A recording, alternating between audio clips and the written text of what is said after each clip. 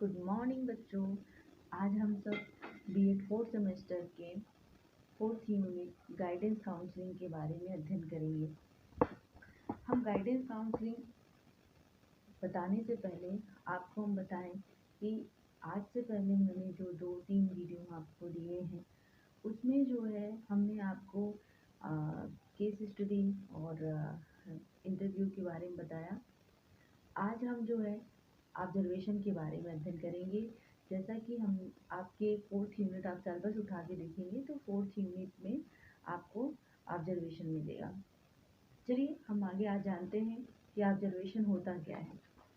Observation जो होता है बहुत ही प्राचीन विधि है।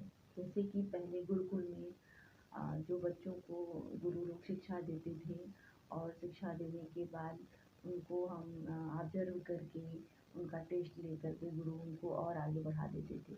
लेकिन आज के ज़माने में ऐसा कुछ भी नहीं है। यहाँ ऑब्जर्वेशन का दूसरा मीन्स, लेकिन क्या होता है कि आज के समय में क्या होता है, मॉडर्न एज में अवलोकन या फिर हम कहते हैं निरीक्षण, ये बहुत ही ज़्यादा प्राचीन विधि, जैसा मैंने आपको बताया, जो किसी भी व्यक्ति के व्यवहार या फिर रोगियों के उपचार में किया जाता है। ये जो होता है एकदम सिंपल मेथड होता है, एकदम सिंपल मेथड होता है, एकदम सरल विधि होता है। इसमें जो होता है कि जो इनकी निरीक्षण करता है, जो करता है, मतलब जो भी ऑब्जर्व करता है, जो निरीक्षण करता है, उसके प्रशिक्षण की आवश्यकता नहीं, उसको प्रशिक्षित नहीं होना, नहीं भी रहेगा तो भी चलेगा। ऑब्जर्वेशन कोई भी कर सकता है, ज्ञानवान भी और अज्ञानवान भी, मतलब जो पढ़े लिखे हैं वो भी और जो पढ़े लिखे नहीं है वो भी, तो दोनों लोग जो हैं ऑब्जर्वेशन कर सकते हैं। चलिए हम ऑब्जर्वेशन के हम बताते हैं कि उसके मीन्स क्या होते हैं। ऑब्जर्वेशन को हम अवलोकन भी कहते हैं। क्या कहते हैं? अवलोकन, अवधन लोकन। हम किसी को देखने के बाद जो हम रिजल्ट निकालते हैं, जो उनके व्यवहार के बारे में जानते हैं, वो अवलोकन होता है। इसे अंग्रेजी के ऑब्जर्वेशन शब्द से लिया गया है। किससे? ऑब्जर्वेशन से लिया गया है। मानव जीवन में जो हमारे या फिर आपके मानव जीवन में जो चारों ओर घटित होने वाली घटनाएं होती हैं, उसको हम निरीक्षण के आधार पर ही प्राप्त कर पाते हैं। और निरीक्षण जो होता है, इसे एक हम विज्ञान भी कह सकते हैं। क्या कह सकते हैं? वैज्ञानिक विधि भी कह सकते हैं या विज्ञान भी कह सकते हैं। निरीक्षण जो होता है हमारा, ये प्रतिदिन के होने वाली घटनाओं या उनके ज्ञान की प्रमुख भूमिका नहीं रहती है। यह बात ध्यान देने वाली होती है कि निरीक्षण जो होता है केवल अवलोकन की भूमिका वैज्ञानिक विधि नहीं होती है। इसमें जो होता है सैद्धांतिक मान्यताओं से ये संबंधित होता है तथा यह बहुत ही ज़्यादा व्यवस्थित ढंग से उपयोगी भी होता है। इसके जो हमारे परिणाम होते हैं वो काफ़ी वैज्ञानिकपूर्ण और परिशुद्ध होते हैं। निरीक्षण को बहुत सारे विद्वानों ने अपनी अलग अलग तरीके से अलग अलग परिभाषाएं प्रस्तुत की हैं।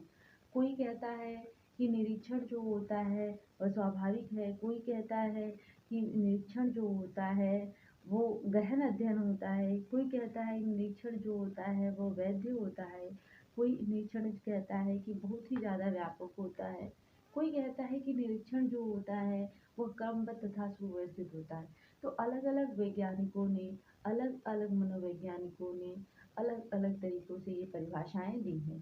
तो आज हम जो है एकदम सिंपल सा डिफिनीशन आपको बताते हैं जो मोजर के अनुसार है। किसके अनुसार? मोजर के अनुसार, अकॉर्डिंग टू सी ए मोजर।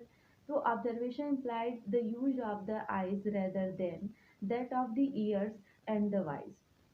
हम हिंदी में भी आपको बताते हैं कि मोजर जो होते हैं, मोजर के अनुसार जो है कि निरीक्षण का तात्पर्य कानों या वाणी के स्थान पर, कानों या वाणी के स्थान पर अपनी स्वयं की दृष्टि का अधिकाधिक प्रयोग करना ही क्या है? ऑब्जर्वेशन, अकॉर्डिंग मोजर के अनुसार। और ऑक्सफोर्ड यूनिवर्सिटी भी जो है ऑब्जर्वेशन के बारे में डिफिनेशन देती है। कहती है कि प्रकृति में घटित होने वाली घटनाओं के कारण कार्य का संबंध को ध्यान में रखते हुए यथार्थ रूप में देखना एवं लिखना ही क्या होता है? निरीक्षण होता है या फिर अवलोकन होता है। वुड ने भी ऑब्जर्वेशन के बारे में, अवलोकन के बारे में कहा है। उन्होंने कहा है कि निरीक्षण का जो परिस्थिति, उपयुक्त परिस्थिति होती है, व्यक्ति के व्यवहार से ही संबंधित होती है, क्योंकि व्यवहार ही का तो हम ऑब्जर्वेशन करते हैं, व्यवहार के ही बारे में तो हम जानते हैं कि व्यक्ति कैसा है कैसा नहीं है। तो ये अकॉर्डिंग टू वुड के अनुसार निरीक्षण जो होता है, हमारा जो एक व्यक्ति या समूह के बारे में सूचनाओं या तथ्यों को संग्रहित करने का एक बहुत ही महत्वपूर्ण साधन भी होता है। निरीक्षण जो होता है, हम उसके आधार पर कोई निष्कर्ष भी निकाल सकते हैं कि सामने वाला व्यक्ति या जो बच्चा या कोई विद्यार्थी कैसा है क्या है, हम उसके बारे में एक सटीक निर्णय दे सकते हैं। तो निरीक्षण के बारे में हमने जाना कि निरीक्षण होता क्या है और निरीक्षण के क्या डिफिनीशन होते हैं और क्या मीनिंग्स होते हैं। अब हम ये जानते हैं डिफिनीशन की क्या विशेषताएं होती हैं। निरीक्षण जो होता है, जैसा आपने मोजर के अनुसार सुन भी लिया कि कानों एवं वाणी की अपेक्षा अपनी आंखों द्वारा किया गया एक अध्ययन है, या कानों और वाणी की प्रमुख विशेषताएं का अधिकाधिक प्रयोग किया जाता है, जैसा मोजर ने कहा। तो आप उसके विशेषताओं में भी है कि कानों और वाणी की अपेक्षा आंखों द्वारा दिया जाता है, क्योंकि आप ऑब्जर्वेशन किसके द्वारा करते हैं, आंखों द्वारा ही तो करते हैं। तो ऑब्जर्वेशन जो होता है वो हमारा आंखों द्वारा ही होता है, कानों और वाणी की अपेक्षा आंखों द्वारा अधिक होता है। अगला वो इसका कि प्रकृति में घटित होने वाली स्वाभाविक घटनाओं का यथार्थ वर्णन है। इसमें कोई कृत्रिमता नहीं होती है, जो भी चीजें होती है वो स्वाभाविक रूप से कहती है या फिर वो बताती है। निरीक्षण जो होता है वह किसी न किसी सूक्ष्म उद्देश्य से संबंधित होता है। क्या होता है, कोई न कोई उद्देश्य होता है। और निरीक्षण जो हमारा होता है रिलायबल और वैलिड भी होता है। और निरीक्षण के बारे में अगर हम ये कहें कि जो स्वाभाविक चीज़ें होती हैं, जो वास्तविक चीज़ें होती हैं, उन्हीं के बारे में देखने के बाद हम उसके बारे में बताते हैं। निरीक्षण के जो हमारा ऑब्जर्वेशन टेक्निक होता है, वो जो होता है इसके कई सारे स्टेप होते हैं। ये स्टेप जो होता है, जैसे कि यूजीसी नेट में भी अक्सर पूछा जाता है, इससे रिलेटेड क्वेश्चन भी बनता है। तो पहले एक क्रमबद्धता की तरह आता है। अगर आप ध्यान देंगे तो ये क्वेश्चन आप यूजीसी नेट में देखेंगे तो वो उसमें आपको क्रमबद्ध रूप में है। तो मैं आपको बताती हूँ कि इसमें जो ऑब्जर्वेशनल के टेक्निक के जो स्टेप होते हैं वो 8 प्रकार के होते हैं। कितने प्रकार के होते हैं? 8 प्रकार के होते हैं। तो पहले हम क्या करते हैं, समस्या का चयन एवं उद्देश्य का निर्धारण करते हैं। क्या करते हैं? Problem selected and determined of this objective. तो हम क्या करते हैं, पहले हम समस्या का जो चयन होता है एवं उद्देश्य का निर्धारण करते हैं। सेकंड में क्या करती हूँ, मतलब हम सब क्या करते हैं, प्लानिंग ऑफ द स्टडी। पहले फिर हम क्या कहते हैं, अध्ययन की योजना बनाते हैं। पहले हम किसी समस्या का चयन करेंगे और फिर जब समस्या का चयन कर लिया तो हम अध्ययन उसको कैसे करेंगे या कैसे बताएंगे, तो प्लानिंग ऑफ स्टडी, हम अध्ययन की योजना बनाते हैं। थर्ड में हम जाते हैं तो हम ऑब्जर्वेशन सेटिंग करते हैं कि निरीक्षण वातावरण करते हैं कि कैसे निरीक्षण में हम ऐसी चीज़ें प्रयोग में ला सकते हैं। चौथा जो होता है वो होता है सूचना तथ्य संकलन हेतु उपकरण एवं अन्य सामग्री, जिसे मटेरियल फॉर डाटा कलेक्शन हम करते हैं। हम अगला आते हैं तो पांचवें स्टेप में हम आते हैं तो हम क्या करते हैं, ऑब्जर्वेशनल ऑफ बिहेवियर, हम व्यवहार का निरीक्षण करते हैं। और छठा स्टेप जो है हमारा ऑब्जर्वेशन का वो होता है रिकॉर्डिंग ऑफ बिहेवियर, हम व्यवहार का एक डाटा कलेक्ट करते हैं, एक आलेखन रखते हैं। और सातवां जो होता है वो तथ्यों तथा सूचनाओं का विश्लेषण होता है, जो analysis of information data, analysis of information data, ये हमारा सातवां स्टेप होता है। लास्ट में हम क्या करते हैं, उसका कंक्लूजन दे देते हैं, रिजल्ट दे देते हैं। तो ये हमारे जो है ऑब्जेक्टिव ऑब्जर्वेशनल के 8 स्टेप होते हैं। हम आपको फिर से बताते हैं कि पहले हम समस्या का चयन करते हैं एवं उद्देश्यों का निर्धारण करते हैं। सेकेंड में हम अध्ययन की योजना बनाते हैं, उसका प्लानिंग करते हैं। फिर तीसरे स्टेप पे हम निरीक्षण का वातावरण ऑब्जर्वेशनल सेटिंग करते हैं। चौथे पे हम मटेरियल फॉर डाटा कलेक्शन करते हैं। पाँचवें पे ऑब्जर्वेशन ऑफ बिहेवियर करते हैं। छठे पे रिकॉर्डिंग ऑफ बिहेवियर करते हैं। सातवें पे एनालिसिस ऑफ इंफॉर्मेशन डाटा लेते हैं। और हम आठवें पे हम क्या करते हैं, एक रिजल्ट या फिर कंक्लूजन देते हैं। तो ये हमारा हुआ ऑब्जर्वेशन के स्टेप। अब जो होता है इसकी जो जो प्लानिंग होती है वो जो होता है उपकरण एवं सामग्री जो कलेक्ट करते हैं वो पहले से ही निर्धारित होती है और योजना जितनी भी उपयुक्त होगी वैज्ञानिक ढंग से समस्याएं भी उतना ही अच्छा होगा या समस्याओं का अध्ययन भी उतना अच्छा होगा। जानते हैं कि ऑब्जर्वेशनल जो होता है वो पूर्व ही निरीक्षणकर्ता पर निश्चित कर लेता है कि उसको किस पर निरीक्षण करना है, उसे किसी समूह का निरीक्षण कहाँ करना है। यदि वो समूह बड़ा होता है तो निरीक्षण वहाँ करना चाहिए, अगर समूह छोटा होता है तो वो किसी जगह बुला करके या प्रयोगशाला में भी निरीक्षण कर लेता है। जो हम निरीक्षण करते हैं, ऑब्जर्वेशन करते हैं तो बहुत सारी चीज़ें हम अपने साथ में रखते हैं, चाहे वो वीडियो कैमरा होता है, चाहे टेप रिकॉर्डर के माध्यम से कर सकते हैं, चाहे प्रश्नावली के माध्यम से कर सकते हैं, चाहे हम डायरी के माध्यम से कर सकते हैं, चाहे सूची आदि बहुत सारे ऐसे टूल्स का हम का यूज करते हैं। किसके लिए? ऑब्जर्वेशन को कलेक्ट करने के लिए।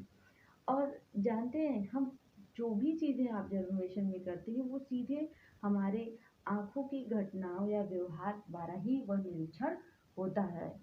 जो हमारा ऑब्जर्वेशन होता है वो जो होता है इस बात का अध्ययन करता है कि रिकॉर्डिंग वैसी होनी चाहिए या डाटा वैसा ही कलेक्ट होना चाहिए जैसा वह व्यवहार में है, ना कि वह कृत्रिम रूप से या आर्टिफिशियल रूप से हो। जो चीज़ें ऑब्जर्वेशन का मेन चीज़ें वही होती है जो प्रत्यक्ष होता है वह उसी को देखकर उसी का अवलोकन कर कर उसी का डाटा कलेक्ट करता है।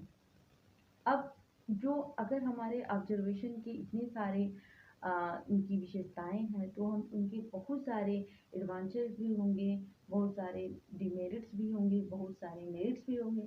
तो आगे हम आते हैं कि जो ऑब्जर्वेशन है हम उसके मेरिट्स क्या क्या होते हैं हम वो आपको बताते हैं। जो पहली बात ये एकदम सिंपल मेथड होता है, एकदम सरल विधि जिसके माध्यम से वो सभी लोग इसको प्रयोग में ला सकते हैं। और जो होता है ये इंपीरियल स्टडी होता है या फिर हम कह सकते हैं एक आणविक अध्ययन होता है जो आँखों की घटनाओं द्वारा ही प्रयोग में होता है और बिना आँखों के या ज्ञानेंद्रियों के प्रयोग से यह ऑब्जर्वेशन संभव नहीं होता है। ये जो होता है वाइड स्टडी होता है, मतलब कह सकते हैं कि ये बहुत ही ज़्यादा व्यापक अध्ययन होता है। इसको कई छोटे जगह पे भी और बहुत ज़्यादा दूर दूर तक फैले होने पर भी हम इसका उपयोग में ला सकते हैं, ऑब्जर्वेशन कर सकते हैं। और इसका डायरेक्ट स्टडी भी होता है। यह जो होता है अगर वो डायरेक्ट देख करके अध्ययन किया जाता है तो वह अधिक विश्वसनीय और वैध भी होता है। ये जो होता है बच्चों और वयस्कों के पशु पक्षियों सभी में क्या हो सकता है, यूज होता है। ये सभी जगहों पर यूज होता है, ये इसके सबसे अच्छे मेरिट्स हैं। और जो ये होता है कि ये study of different language speaking subject, ये अपरिभाषित भाषा भाषी लोगों का भी अध्ययन कर सकता है क्योंकि ना बोलते, क्योंकि आंखों से देखते हैं वह क्या बोलता है क्या सुनता है, न सुन जान करके हम आंखों से उनके व्यवहारों का निरीक्षण कर कर भी हम समझ सकते हैं कि सामने वाले व्यक्ति का व्यवहार या क्या उनका अवलोकन है, हम वो बता सकते हैं। इसमें सूचनाएं जो होती हैं वह एकत्रित होकर होती हैं जिससे वे विश्वसनीय भी होती हैं। और इसका सबसे अच्छी चीज़ ये होती है कि इसकी पॉसिबिलिटी एंड वेरिफिकेशन, सत्यापन की संभावना बहुत अच्छा होता है कि इसमें संदेह नहीं होता है। अगर संदेह है तो आप फिर से उसमें ऑब्जर्वेशन कर सकते हैं। और इसमें भविष्यात्मक होता है, पावर ऑफ प्रेडिक्शन भी होता है, पूर्व में भविष्य में कथन भी कर सकते हैं कि नहीं इस चीज़ इसकी जो स्तर होते हैं वह उच्च स्तर का होता है और अधिक ही ज़्यादा विश्वसनीय तथा वैधता जो होता है वह काफ़ी उच्चतर स्तर से होता है, निम्न स्तर से नहीं होता है। अब हम इसी के संदर्भ में गुडर हार्ट ने कहा है कि विज्ञान निरीक्षण से प्रारंभ होता है और अपनी अंतिम सत्यापनशीलता के लिए भी इसे निरीक्षण पर ही निर्भर रहना पड़ता है। किस कौन साइंस भी ऑब्जर्वेशन पर ही डिपेंड होता है। अब इसके बहुत सारे डिमेरिट्स भी होते हैं। हम डिमेरिट्स के बारे में बताते हैं। ये काफ़ी केवल सीमित व्यवहार तक अध्ययन तक ही सीमित होता है। यह जो होता है पक्षपात की भी संभावना इसमें होती है। इसमें कृत्रिम व्यवहार भी हो सकता है कि नहीं मेरा ऑब्जर्वेशन होता है तो वो बनने लगते हैं। और इसका जो समय होता है काफ़ी लिमिटेड होता है, बहुत सीमित समय होता है।